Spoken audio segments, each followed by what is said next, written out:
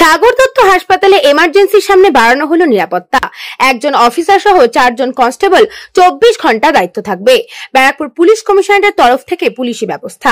এমার্জেন্সিতে কেউ প্রবেশ করলে পুলিশ অফিসার তাকে জিজ্ঞাসা করবে, তারপরে এমার্জেন্সির ভেতরে প্রবেশ করতে পারবে।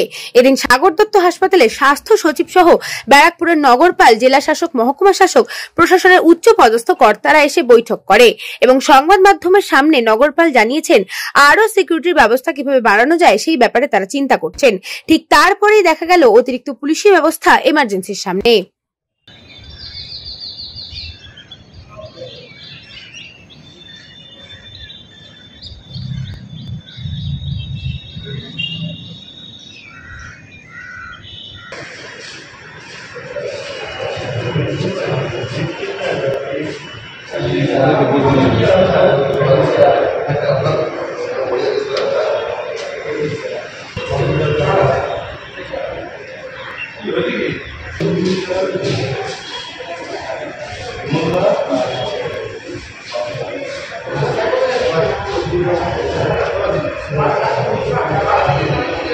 কৃষ্ণাপালিতের রিপোর্ট, নিউজ বঙ্গ টাইম।